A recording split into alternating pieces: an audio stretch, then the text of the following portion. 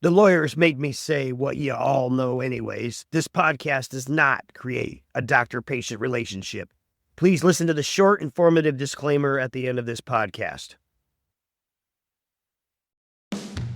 Hey, I'm Dr. Matt Kettman. Around here, they call me Dr. Rock.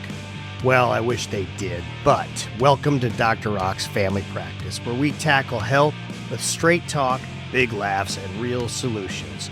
No fluff, no nonsense, just the tools you need to live your best life. Let's get started. Good afternoon, Dr. Rock. Dr. Matthew Kettman here, Kettman Family Practice. What a beautiful day out it is. And I'm super excited, guys. I got a guest who's a longtime friend and colleague. I've known him since medical school, actually. He's from Waverly. He is a local family doctor with a walk-in clinic that's up and coming and very successful, as well as part of the UNI sports program, helping as a team physician in many areas. Welcome to Dr. Rock's Family Practice, Dr. Jim Poock. Welcome, buddy. Thanks, Matt. Good to be here. Yeah, how you doing, man? I've been good. I've been real good. You look good, man. You look really good. Thanks. Yeah, okay. I'm just going to jump right into it. I'm a comic book nerd. I like to call myself Superman sometimes. Tell me about your superhero origin story. Where are you from? How did you get to be where you're at? Tell me about your family and what you do. Sure.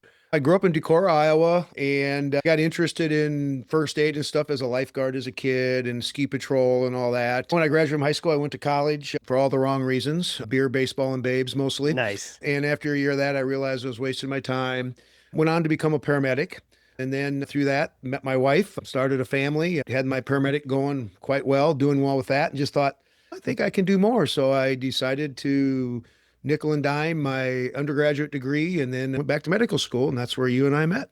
That's right. And yeah, so we were actually in the same class in medical school, but I didn't really know you that well until we were getting close to the end. And you told me that, and you knew I was from this area, from Sure. Gimmerville. And you told me, I actually wasn't really specialty. I didn't really have a specialty I enjoyed more than any other, but you were telling me they had a family practice.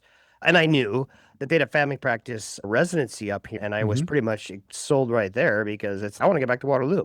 Sure. And that's how we met. And then we went to residency together for 3 years. Yeah. What'd you do after that? And tell me about your wife. Oh, sure. I'm married. My wife, Susie. She's great. We just celebrated our 40th wedding anniversary last Sunday. Congrats. So how did you end up in Waverly? When I was working as a paramedic, I started the ambulance service in Waverly at the hospital. So in That's cool. 1987, they started, and I was the first paramedic there. And so as I was working at the hospital, that's when I decided I wanted to go back to medical school. And the hospital, some local people helped me out with the understanding I'd come back and practice in Waverly. And so that's how I ended up in Waverly. I went to med school, came back, started practicing in Waverly, and moved there. It was kind of interesting. While I was a paramedic, I was living in Waterloo. I married a Waterloo girl. And so I was living in Waterloo and driving to Waverly when I was a paramedic. And then when I became a doctor, I was practicing in Waverly and living in Waverly for 4 years. And then I moved on to the residency program that you and I went to, and I became a faculty there. And since then, I've been working in Waterloo. So now I live in Waverly and drive to Waterloo. So that's funny. You're a perfect guest for Outside the Box because I think your career has been about outside the box. You've done C-sections as a family. You've done colonoscopies. Yep. And so you've always had an interest in not necessarily sticking with the script. Not only that, but I think you share with me always a little bit of suspicion of the authorities that be. And if it doesn't jive right with the patient right in front of me, it doesn't mean we're going to just follow the authoritarian model. Isn't that true? Oh, for sure. One of the things that frustrates me is medicine has become guideline driven, all right, Correct. and protocol driven. And so if you have an intervention in medicine and it's 80% effective, that's pretty doggone good. And so that becomes part of the guidelines. But the problem is there's 20% of the people that guideline doesn't apply to. Even though it's a very strong guideline, it doesn't apply to everybody. And so who is in a position to determine whether the person in front of us fits the guidelines or not? I think, unfortunately, we've gotten into a protocol-driven thing where people just follow the guidelines regardless, and they don't think. Cookbook medicine. Unfortunately, that's being picked up in these terms like standard of care. Now it's being used against us in a court of law, and so it's like you didn't do what the guidelines said.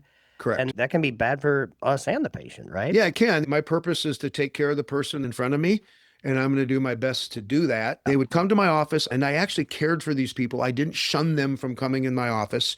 I'm your doctor. My job's here to take care of you, and that's what I did. And I do believe the ivermectin helped. I also believe caring for the patients in an ongoing manner also was a big part of that. But you're willing to step up where even if it means you could get a little pushback from the authorities. Oh, I got a lot of pushback. When the vaccines first came out, I'm like, okay, let's use these on the people that are at risk, the elderly and the sick. Within a very short period of time, it went from using on the elderly and the sick and those that are at risk to everybody. And I'm like, whoa, wait a minute. One, these things were never appropriately studied. They were rushed through, and I understand the emergency to a point, but you don't do an emergency thing and then force it on everybody. The best protection against COVID was to be young and healthy. Sure. Young and healthy people just didn't die from COVID. They got sick. Okay, I got sick, but I lived and I'm not even young. And so it didn't make sense to me. And there was a ton of safety signals coming out on these vaccines. And so I got out and said, I don't think we should be doing this. I don't think we should be forcing people to take a shot that hasn't been completely studied, is under emergency use. Even the elderly people had a very low risk of dying. So why are we making all these healthy people do it? To this day, I don't know what happened during COVID. We heard so many different things from so many different places and authorities. And it was the first time I've ever been sitting here looking at one study from one source saying, hey, this shot's amazing, and another story saying this shot is dangerous. And how do you sort that out as a physician? The problem is all through medicines, what's happened is a new problem develops and doctors try things. We don't know what to do, so we try things and we collaborate and we try. Especially in an this, emergency. and so we try stuff to see if it works. And then you see if it works. Science. In this circumstance, that wasn't allowed. There was one plan that was designed by on high, and that plan was forced down on everybody, and you did it. And whether it worked or not, that was the plan. And I think there was a whole bunch of money associated with it. Medicare and all those guys said, if you don't do what we say, we're not going to give you money. So people were forced to follow their guidelines and their rules on this. And so they made a one size fit all plan for, as well as I do, one size never fits all in medicine. And and don't get me wrong, I'm not saying that I could have done it any better than the administration did at the time with what we knew. I just know I've never practiced. That was the first time I've ever practiced in a threatening environment where if I was trying to use my brain or to consider anything outside the script where I could lose my license, livelihood, or anything like that. And some doctors did. Some doctors in other states that tried to do stuff got their state license. Absolutely. You know. And I don't know if some of those doctors have actually recovered from that. It was a scary time, and I still have a lot of questions. I don't know what to believe about what just happened to us in COVID. And yeah, so kudos to you for at least sticking to your beliefs, right or wrong. I've always respected that about you. But tell me how that translates every day into non-COVID patients in your practice. You still stick to guidelines, obviously, right? No, but sometimes you have to step outside of them to be a good physician. And the number one principle of medical ethics is patient autonomy. That's the number one thing. And all the stuff we remember, all the medical ethics classes we had in school and in residency: autonomy, maleficence, beneficence, and justice. Those were the four principles of medical ethics. But the point is, they just threw that out the window. Yeah. And they didn't follow it. And, there was I think a big lack of informed consent. And I get that. Yeah. And so my philosophy is, when I got a patient sitting in front of me, their body is theirs. That's theirs. It's not mine. Sure. They come to me for advice on how to handle what's theirs. I give them the best advice I can as to what we should do to make what they have the best they can. Whether they take that advice or not is up to them. You know what I mean? Some docs get mad if patients don't do what they say. I don't. Yeah, I don't either. No. I don't think that's right. No, if you want to, some doctors, if you don't get this shot, they'll fire you. Yeah. If you smoke, they'll fire you. That's literally, how can we sell cigarettes to the population and then get mad when they come for healthcare? Like, they need us more than anybody. Exactly. Anyways, so tell me about your walk-in clinic. I happen to know a lot about it. We send all our people there because there's just nothing like it. Number one, it's like an urgent care and everything, except it's not called urgent care. It's actually next to ADI, which has CT, MRI, which is amazingly convenient. It is. And you don't need an online appointment. You don't need an appointment. No. You know, it's gotten to the point where urgent care is you can't just walk in. You need an appointment. So I love that about you guys, that you can just walk in. Number one. Number two, people love the care there. And so a lot of times they're staying there and saying, I want you to be our primary care as well. Is that right? Yeah, we're getting a lot of that. People come in and we don't treat you. You're not a number. You're a human being. You're met with a person who's happy to see you and is not irritated that you're making them work. And that's just our attitude. We want to provide really good care. People are important and they need to be taken care of in a nice way. And they aren't a machine. They aren't a number. They aren't a widget. They're an individual. And we approach things that way. And I think people feel that. I enjoy being a doctor. It's the best job I've ever had. I have fun when I'm at work, and there's lots of smiling and joking and laughing going on, and patients feel that. And I think they just like the environment. I think we provide excellent care to people, and we care. I think that's the other thing is people, and that's one of the things I hear from patients is, I show up here and these people actually care about me. Do you think Yeah. that's because you're also doing primary care there as well as whereas in urgent care it's just surf and turf?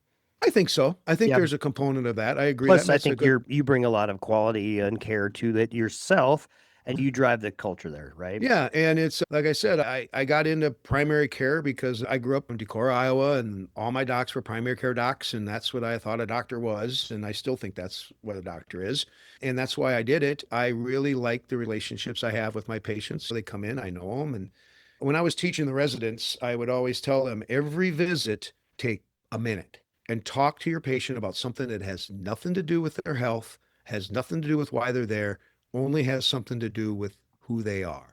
Ask them about their kids, their grandkids, their dog, their job, their motorcycle they like to ride. Whatever it is that is interesting to that person, find it and go there for a little while because patients love it for a couple of reasons. One, it lets them know that you're seeing them as a person, not just another job. And it helps you learn stuff about people too. What makes a person go? What makes this person get up in the morning and be happy? That's very important to their health. If that's being taken away by their health or by something else, they're not going to do well. And so if you know what it is, maybe you can help intervene and help it be better. That's cool.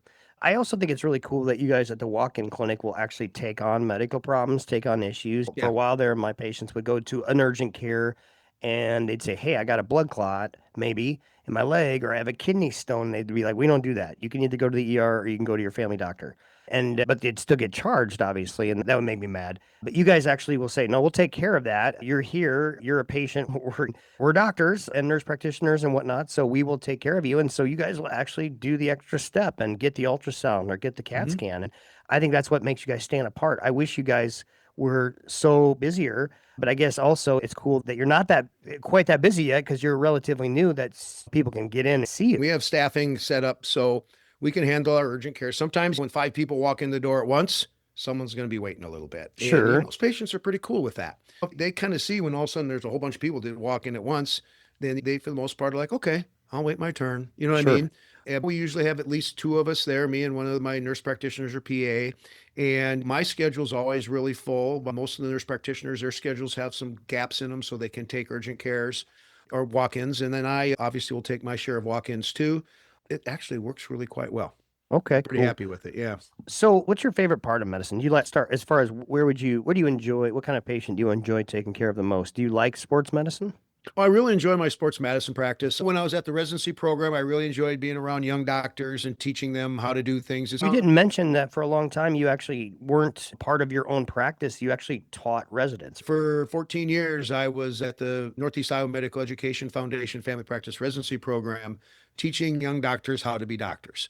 And I really enjoyed that. I met a bunch of just talented, bright kids, and they were adults, but to me, they're kids because I'm an old guy. Helping them figure stuff out and watch them develop and watch them learn and watch them go from this kid that shows up right out of medical school, scared to do anything, to by the third year taking stuff on that and doing things. It's really was really quite fun.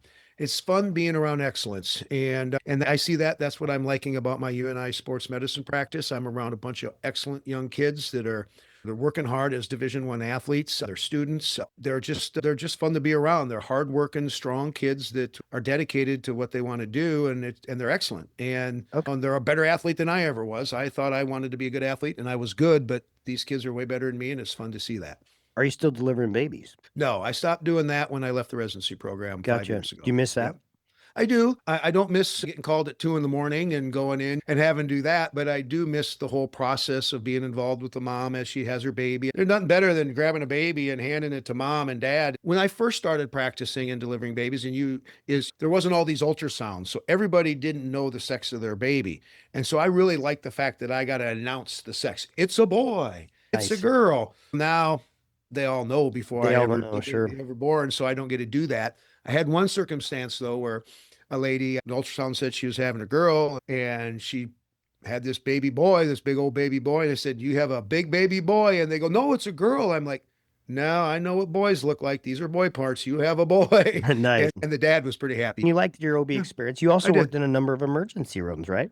I did. Having been a paramedic before I went to medical school, I was also a flight medic for air care while I was in medical school. So because I had a wife and kids, I had to work a little bit while I was in medical school. So I would work on air care. And so I had an interest and an ability in emergency medicine. And so while I was a resident, again, because I had a wife and two kids, I needed to make some money. So I did a lot of moonlighting in the emergency room and really enjoyed it. I think I was pretty good at it. And I really liked doing that. And I did that all up until COVID. They laid me off. I would work like one weekend a month at Mercy's emergency room, and I really enjoyed that practice. And then they laid me off, the whole COVID thing, and then they asked me to come back, and I'm like, "Nah, I'm good. That's I it. don't want I quit doing about 6 months before COVID came out is when I retired from doing hospital medicine right." and whatnot. Missed a lot of my family time, missed a lot of my kids Yep, growing up. So you got to draw the line somewhere. You it really was, do. and I'm a little older, and I miss it. I enjoyed doing it. I'm glad I did it, but I don't want to do it again. Gotcha. Okay. Yeah. You used to wrestle too, right? Yep. Yeah, Wrestled in high school. wrestle in high school, Yep. and you used to box with me. Yep. So, in terms of community physicians, if we had like a fight off or like a steel cage tournament, Waterloo Cedar Falls, do you think you'd come out near the top? I think I do all right. All right. Anyways, outside the box is the way I like to think. So, all right. So, how do you think since COVID that healthcare has changed in terms of what I certainly see a lot more of my patients are coming in and they're like, I'm not doing that. I don't want Oh yeah. that. And I see a lot more vaccine hesitancy or whatever you Oh want to yeah. call it. So, people Yeah. aren't, so many people are not doing it. I got way more people interested in natural Yep. therapy, going to naturopaths, going to chiropractors. And I feel like maybe this podcast was a result of that. I'm interested in exploring what works. And I also think that COVID drew the curtain back a little bit. And I didn't know how much of our education was funded by big pharma and whatnot. And so I think everything's changed now. Would you agree? I'd agree completely. COVID, people trusted us, trusted the system. COVID just blew that trust up. It blew it up in every sort of way, particularly the vaccine things. Like you said, prior to COVID, patients came in with their kids, they got their vaccines, and we just we Yeah, followed the thing and we went on, and there was very seldom a question. Since COVID, there's questions all the time for standard shots that have been around for a long time. And I get it. And sometimes I wonder if maybe some of these questions aren't valid. I've had people debating them, and I said, to this point, I still recommend the vaccine schedule because the data I see says the benefit outweighs the risk. And they said, and people bring up all these kind of shoulda, woulda kind of stuff. I'm like, yeah, but we don't really know, do we? We need to take a look at it. hmm, We need to look at each one of these vaccines. And I think this is going to happen. I think some of this stuff needs to be disrupted and looked at. So when a patient comes and says, this vaccine, what happens with this? I want to have the answer for them because I want to have a study that was placebo controlled study that says, in these circumstances, this is what happened. In these circumstances, this is what happened. I don't have that. I So agree. it's always been vaccine equals good. And I thought that too. And Yeah, I want to be able to answer these questions when people ask them to me, and I right. can't. And with COVID, it was the first time I was seeing two different sets of data. Yeah, But it seemed like they were coming from different sources. And I didn't understand how much of our education was funded by big money, big sure. pharma, big Yeah, food. I had no idea. And there's a lot of people that are coming into my practice and telling me things. I'm like, oh, you're crazy. And then I go look it up. I'm like, what? yeah. It's almost shameful. And so I don't have the answers, but I try and work with my people. And I'm always honest. When somebody would come to me with a, hey, should I get the COVID shot or not? I would say, listen, this is what I heard. This is what I learned. And we make a decision together. I just have a lot more people who aren't willing to listen to that anymore. And I think we as physicians, as a whole, as a nation, I think we failed them. I agree. I think the system failed. I think it was decisions were made for the wrong reasons. I think financial advantage was, I think, Possibly, yeah. I think that's concerning. yeah, they took advantage of it because it made them billions and billions of dollars. Now, It certainly I'm looks that way. I'm not against drug companies making money. We need drug companies. We We need do. We pharma. do. Need them. There's a ton of stuff that we use that we wouldn't have had they not developed it, and we help a lot of people with it. And we need to get more of that. So we need them, and they have to make money to do that. But they shouldn't be able to just make money without producing something that's valuable Well, and you good. can't corrupt the science for profit. And that's where I had no idea. I've always just worshiped at the altar of ivory tower medicine. And so to question it, Like I would be that guy sending you the letter telling you to stop because I would have said you were a kook. I saw some crazy things during COVID. There's just you can't unsee some stuff. And so I'm lost post COVID, not sure where to go and how to practice, and I'm just focusing back on the patients again. That's what I do too. Yeah, and that's part of this podcast. I don't claim to know everything, but I get guests on that can help me understand and help my guests understand. But one of the things about this podcast, I would say, is I'm really trying to make people better, better health, better energy, better focus, whatever it is, better lives, right? Yeah, Better finances, better faith, better spirituality and stuff. And so it's very interesting trying to do that in the post-COVID world. Wouldn't you agree? I would agree. Again, I think I have a lot of my patients because of my stances on COVID. So I have a lot of patients that feel that already. I have a lot of patients that know I'm willing to think outside the box, and some of them want me to think farther outside the box than I'm willing to. For sure. I have patients when I was doing ivermectin that wanted to have ivermectin for everything, but it's not a magic drug that fixes everything. There's no such thing. But they trust me for the most part because I think they realized I was willing to not just go with the flow, but they also a lot of them have their own ideas on things. And as I explain my position and they want to follow their own idea, I'm okay with that. Yeah. And I think Yeah. that's everything, relationships, right? That's the Yeah. cool thing about primary care. A lot of times we in primary care, to varying degrees, depending on local community resources and your degree of comfort, have to overlap with specialty care, especially in rural settings, but also if possibly you're comfortable, you learned a little bit more about this, or there's just not enough specialists to do all the work, Sure. and there's not even enough primary care to do all the work. But it all comes down to relationships. Hey, I think this is safe for you, but you have that conversation, and then people say they make a decision with you. I think patient autonomy, like you said, respect patient autonomy, make them informed, help them make Correct. the decision. I think the days of this patriarchal physician relationship where you don't question the doctor and you just automatically respect them and do whatever they says, I think that's gone. I agree. I agree. And I think overall that's probably a good thing. I think It best is. I mean, there patients were should be certainly comfort based. benefits. I got people that are like, I quit smoking when doctor said you have to quit smoking today, and I just did it. Oh, okay. Can I say that? Nope. Yeah, No, but exactly. now nobody wants to hear that from their doctor. They want to sit down and have an informed discussion and have a Sure. consensual decision made. I agree. Yeah. Yeah. So let's talk about some hot button topics here. I want to hear your opinion on the new GLP ones, Ozempic and Monjuro, and they're all over the place. So what's your opinion? It's interesting. If you ask my opinion on a macro level or you ask my opinion on an individual patient level. On a macro level, I don't think they're the answer. I don't think we can treat every obese person in the United States with these drugs to cure our obesity problem. We need to cure our obesity problem through better diets, exercise, and a different way of approaching life rather than just eating everything we can see. All right. I saw one guy say, kind of an example. He says, if you have an aquarium and the fish are sick because the water's dirty, you don't drug the fish, you put in clean water. And I think that's a good analogy to the macro setting. We need to get an environment where people can live in a healthy environment. All right. Now, the individual level, I got a patient sitting in front of me who's morbidly obese, is sick because of it, can't do things, and life is struggling because of this. I use these medicines on these people, and I see these people dramatically lose weight and get better. I had a lady come to me who was morbidly obese. We used these medicines on her. About 9 months later, she'd lost like 100 pounds. She went hiking in the Colorado mountains for her vacation. And that was something that she would have never been able to do otherwise. And she went hiking in the mountains and That's she had pretty a cool. wonderful time. I have another fellow who, and she was on it just for obesity, another guy who was 120 pounds overweight. We put him on it and he had diabetes. We put him on it. He had high blood pressure. He had high cholesterol. He had high diabetes. He had all of it. Put him on these meds. He lost a bunch of weight. I got him off all of his blood pressure medicines. I got him off his cholesterol medicine and he got down to a healthy weight. He started exercising, eating right, working out, and he looks great. And he's That's awesome. did wonderful with it. And I've had really good luck on an individual basis. Now, again, the problem is there's so much of it, we can't treat everybody with this medicine Mhm. because it just will break the bank.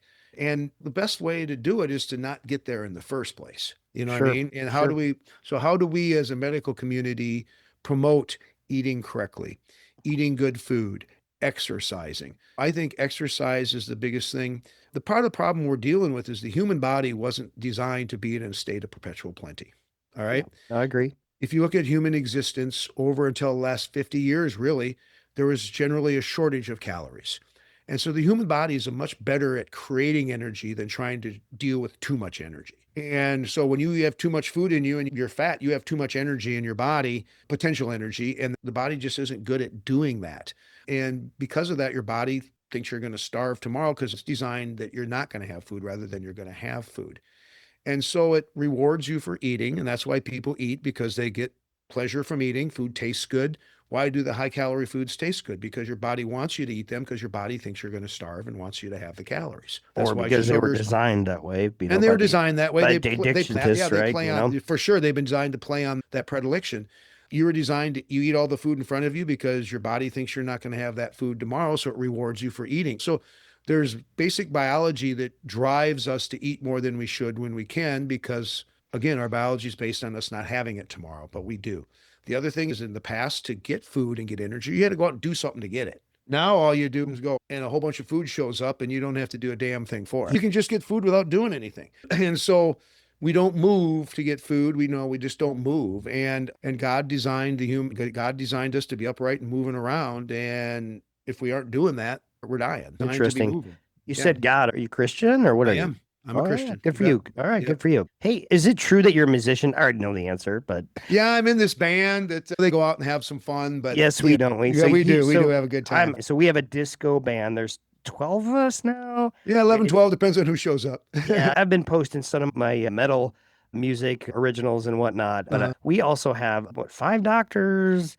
I think there's 5 of us. Yeah. Yeah, paramedic, just a number of people. My Nurses, brother, 12 people from different areas and walks of life that we dress up like the 70s and we play hits from disco. Yeah. It's fun. You're a horn player. I play a flugelhorn and trombone. Yep. Yeah. And it's pretty darn fun, isn't it? It's really fun. Yeah, we're Boogie RX, your prescription for disco fever. And we don't play all the time, but we've been doing it for 15 years or something like that? Oh, yeah, for quite a while. Yeah. Yeah, no, it's a great time. It really is. So part-time musician, how do you do it all? I don't know. I just do stuff. I'm very mediocre. I can make the horn make some noise and I can do it loudly. Okay. And I would love to be better. My wife always, I say, God, I wish I could play the horn like that guy when I hear someone really playing. Chug Mangione just died. Yeah, he died here a month or 2 ago. And he played that Feels So Good with the flugelhorn. And it's just a beautiful song. I just wish I could do that like he did. And my wife said, if you put as much effort into your horns as you do into being a doctor, you probably could. And I'm like, even then, I don't know if I could. But there is some truth to that. It's where you put your energy. Sure. But yeah, it's fun. I really enjoy it. We get out, we get up on stage, we have a good time, and people seem to enjoy us. It's fun seeing our patients there. Yeah. It's pretty cool. Yeah, it's pretty fun. That's awesome. Okay, so do you guys just have one location? What do you guys call? I think it's called Cedar Valley Walk-In Primary Care and Walk-In Clinic. Is that right? Cedar Valley Primary Care and Walk-In Clinic. You bet. Yep. But you guys aren't just in. Where are you? First of all, sure. It's not just Waterloo, but I think you're over there by the AT&T Tower, right? Yep, we are. We're over by the AT&T Tower, right on San Martin, and you can't miss us. There's Jonathan Street. There's a big pile of rock in front of us right now because of the construction. But yeah, it's on Jonathan Street. It's where we got in this back half of the ADI building. Sure. Which I love. I love all my career working in the emergency room and then at the residency program. I always had X-rays available to me, and it really is nice when people come in. I can get an X-ray and see what the heck's going on. Sure. And fortunately, with the ADI, I have ultrasound right there, and I have CT right there, and I have MRI right there. Seldom do I order an urgent MRI, but the CT and the ultrasound and the X-rays, they're very good about getting people in. And I have labs available. I don't have results till the next day, but patients don't have to go anywhere to get their labs. We'll draw their labs there for them. And yeah, I can find out appendicitis. I've diagnosed a number of appendicitis and then just called the surgeon up and then this, okay. And they take them and they get their appendix out.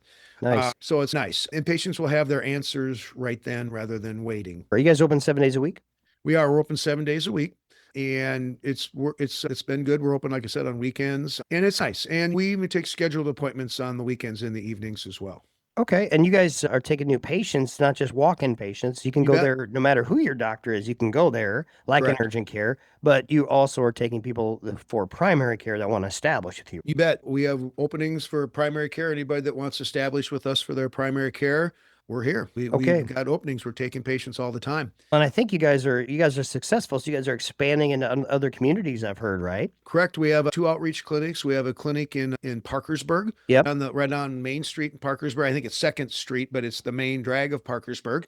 Brandy Wrights is there, and then Dr. Violet Hunter is there as well, part time. They're doing a really good job. Their hours are just normal hours. I think they're 7:30 to 5 right now. They still have a walk-in option, so people can just walk in and see them, but they also have a primary care practice. I think a lot of it is it's nice. I tell my patients, you can just walk in and see me. Don't go someplace else. Come see us. We're here for you. And so if you need something, this is where I want you to come. And I think my clinic in Parkersburg has done a really good job of that. Also have a clinic with Libby Eulenhop and John Hennings up in Denver, who's doing the same thing. They're doing an excellent job there. I think they're actually on Main Street. They're in the old Dr. Stummy. Dr. Stummy was the old time doc that was in Denver for years, one of those old time country Mm. docs. And his clinic's been there for a long time, and we're in that clinic. So it's been Denver's kind of medical home. So it's nice that we're keeping it going.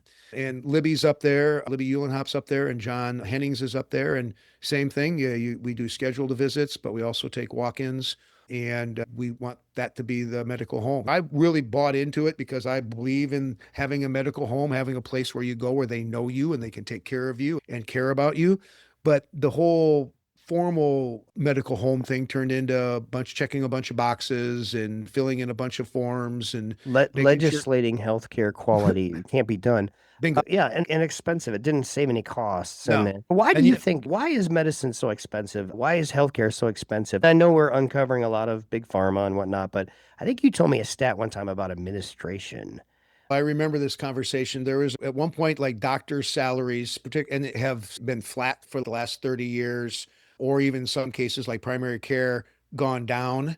But administrative salaries have increased by 2,500% In in that. addition to this, we didn't have these layers of bureaucracy so Right. much. And just all these things. You go see a primary care who's not at a hospital, and all of a sudden you get this bill for a hospital fee. And it's just, Bingo. I explain it like this. When my patients ask this, and I would say, guess what? Your colonoscopy cost like 5 grand. And Dr. Gasme got $400 for it. And so there's all these other hands in between Mhm. us and the patient, and regulations and people telling us what we can do and what we can't. Do you find that that's taking the joy out of primary care sometimes? It can. I try not to let it take the joy out. It frustrates me at times. I'd like to try and not play those games. Unfortunately, you have to. MIPS, you don't have any choice but to participate in MIPS. I don't even remember what MIPS stand for, but it's some quality thing that Medicare makes us do. And again, in my opinion, it's less about taking good care of people and it's more about checking a bunch of boxes that we've checked this and checked that. And I have patients come, they'll go to one of the other facilities and they're there for a sore throat and they get asked, do you feel safe at home? And they get asked all these other questions that have nothing to do with the reason they're there. They got to check these boxes to meet these indicators for Medicare. And I said, we try and do that, but that's not the focus of what we do. I don't think that results in good quality. I think that results in good data.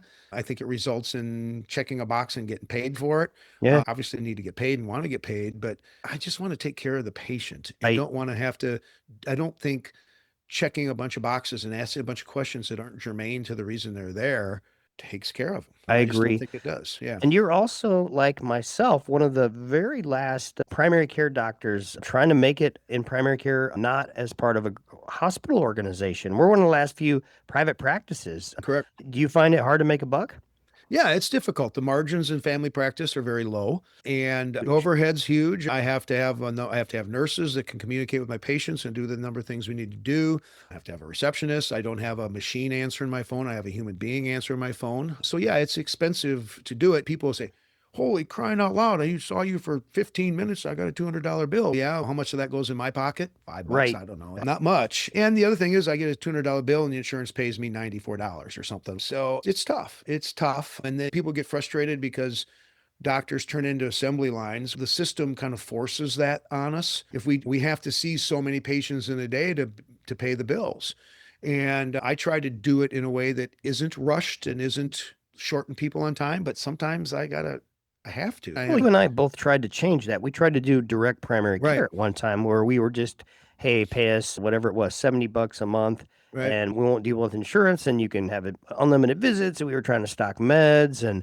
People are just used to just paying copays and not Right. having to work. But it was very cost effective. It is very cost effective, and part of the problem is we started doing it in January of 2020, and 2 Yeah, it months was later, kind of doomed to kaboom! fail Right? right Yeah, there. yeah, We were going to start to try to take on the world and change how healthcare is delivered, cut out the insurance, save money for employers and families, just pay us. And because I have employees that basically I hire just because I have insurance, because we take insurance and it costs a lot of money to deal with insurance.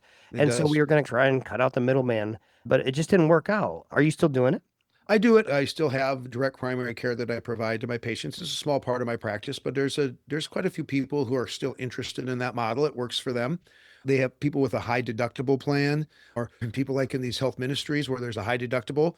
They pay a monthly fee, and they can come see me, or and I take care of everything in the office. If it's in the office, it's included. If it's outside the office, it's not.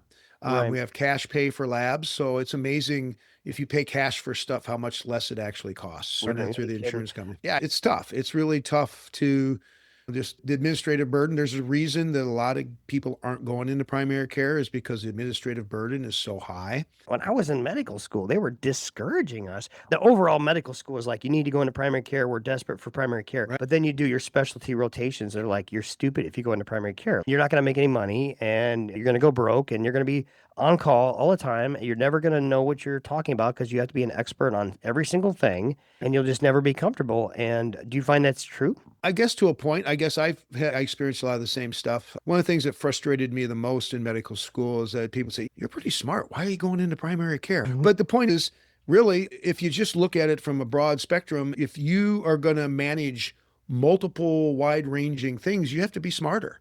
And it takes a lot of work to have a big, broad base of knowledge. Yeah, I still have to use specialists because they know more about that area than I do. Yeah, But 100%. I appreciate all my specialists. yeah, I do too. I'm not bad mouthing them, but I'm just saying it would frustrate me when people would look down on primary care, mainly because there's a lot of primary care residency programs, so you don't have to have super good scores to get in like other ones Because where the nobody's going in. oh, Literally, I think there's specialists that make 10 times as much as we do. yeah, easy. Yeah. Yeah, and they do a couple more years training, but ultimately, I just thought that I would never have to worry about that.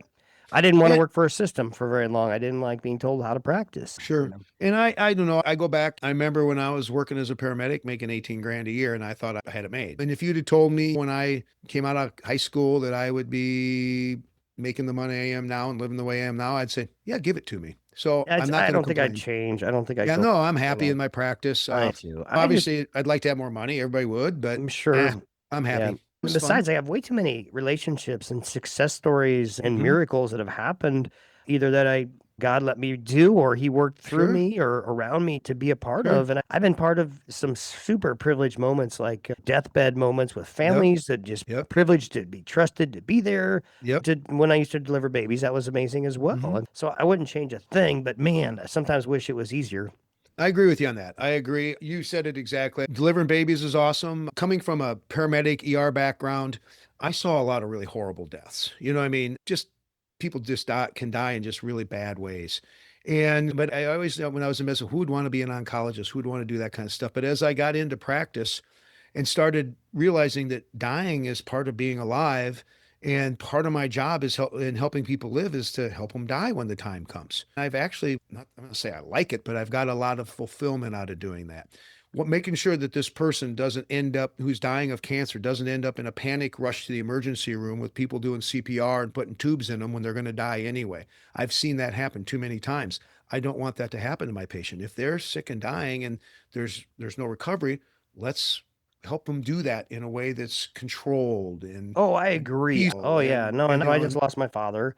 yeah, And to be part of that, they did a great job in Iowa City, making us comfortable with the process. But it's quite a bit different than when you're doing it with a patient, for sure, for right? sure, for sure. Yeah, But yeah, yeah, and I agree with you that you don't want to put anybody through any kind of suffering that's unnecessary if it's not going to be beneficial. And so I'm a full proponent of that whole DNR process and getting people's living will and their intentions and whatnot. But I used to get frustrated with it too, because I think A lot of people think or make the mistake that think that if they're of a DNR, do not resuscitate, that I would get people who are do not resuscitate. And I'm like, you're only 72. I Mhm. just want to put you on the ventilator for a couple days for this pneumonia and Right. then get you better. Do you not want that done because you're DNR? Oh, no, do that. And I'm like, Right. okay. So I think we could do a better job of educating our patients. DNR doesn't always mean when we do something like intubation or ventilator or whatever, that our intention is to make you a vegetable in a nursing home for 10 years. And I think that's everybody's fear. Right. For sure. But sometimes some of those people who are technically DNR are okay with temporary life-saving measures or try. And it's usually when I talk to them, they're like, just try your best. So I have not found any living will, any piece of paper, advance directives to be a replacement for a good relationship with a primary care doctor. I agree 100%. I know what my patient, that's the other thing about knowing our patients, right? That's Right. about getting to know them on a personal level, know what their beliefs are, know how they feel about stuff. So you have a kind of can and know where they're at. And so you can go where you can take it where they want it to go. And you can't take it where they want it to go if you don't know where they want to go. And so some people want to fight till the very end, and they're going to fight and they're going to fight and they're going to fight, and that's what they want to do. And sometimes you try and say, hey, I don't know if this is worth it. Nope, this is what I'm going to do. Okay, as long as other people like don't want to fight at all. Nope, I'm only here temporarily. I'm going to go to a better place, and so when I die, and I'm okay with that. All right, I'm not going to help them do it quickly, but at some Right. point, sometimes we do some things that we don't necessarily have to do. And so it's nice to be able to know my patient and know which one I'm dealing with. Yeah, there's And no replacement for it. yeah, I love it. People think it's hard not being participating in the hospital part of their care anymore since I don't go to the hospital anymore. But when they call me and I can help family through that because maybe the hospitalist or whatever doesn't have a great relationship, that's still super helpful, I think. oh Still, yeah, and I know you still do that because you've told me some of the stories about, especially during COVID, where you had to help people right. make some hard decisions. Make So some hard decisions on some stuff. And I have patients who will call me because the other thing I like about family practice is I like taking care of the family. I love taking care of husbands and wives because they tell on each other. You know what I mean? When Bob comes in next time, ask him oh about yeah, this. You know what I mean? And I always do it in a way that they don't know that the other one told on them. I fit it in somewhere and say, hey, Bob, by the way, whatever. And it really helps because again, you get to know, you get to take better care of them because you got more information. Oh, but I've had times where Bob's in the hospital sick, and the wife will come in to see me or call me up or say, hey, this is going on. What do you think I should do here? That's what I'm here for, is to help them sort through that stuff because it's tough and complicated and hard. And people don't understand it quite often because it is very complicated and difficult stuff sometimes. yeah. Man. Okay. Thank you so much for being on the show. It's been awesome. I'm definitely going to have you back if you would do that. For sure. It's been Enjoyed this. fun. Yeah. I Yeah. think we're getting some You good and I info. always have a good time when we Yeah, start we shooting. do. So we're at that point in the show where I ask if you just had one message that you could give to maybe just one person that needs to hear it or to the entire world, what would that message be today? I think just keep putting one foot in front of the other. Just keep going. Things get tough for us. All of us go through tough. Everybody has their stuff. Everybody, even if they look like I everything put together, there's something there. That's one thing I've learned from medicine. We all have our stuff, and we all have our difficulties, and we all have our trials and tribulations. And I think the best way to get through them is to just keep going forward. I think having a belief in a higher power in Christ is definitely helpful in doing that. Nice. Sometimes it's nice to be able to hand that stuff off to someone else. I've had to do it many times. I don't know what to do here. I don't know how to handle this. Please help me. But I just keep putting one foot in front of the other and just keep going forward with an open heart and a positive mind. And I think human beings are the coolest thing on the earth. I think we are an amazing species. I enjoy interacting with them. I enjoy learning from them and about them and working with them. And I guess that's probably why I really love being a doctor, because I think us humans are pretty cool things. We can be pretty bad at times too. Don't get me wrong. We aren't all good. I've seen in my career, I've seen amazing good that humans have done, and I've seen amazing evil that humans have done firsthand. And thank God, the good by a long, long shot overwhelms the evil.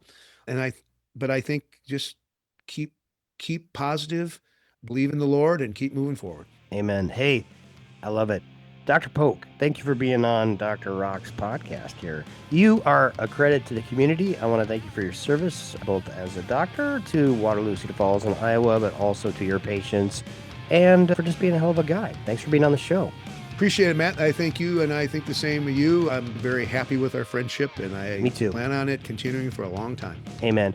All And right, to bud. all my people out in the mosh pit, keep rocking your health. This has been another episode of Dr. Rock's Family Practice.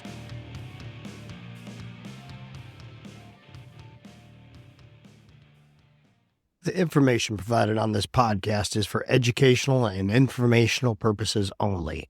It is not intended as medical advice and should not be considered a substitute for professional medical consultation, diagnosis, or treatment. Listening to this podcast does not establish a doctor-patient relationship with me or any guest on the show. Always seek the advice of your own physician or other qualified healthcare provider with any questions you may have regarding a medical condition. Never disregard professional medical advice or delay seeking it because of something you heard on this podcast. Use this information at your own risk.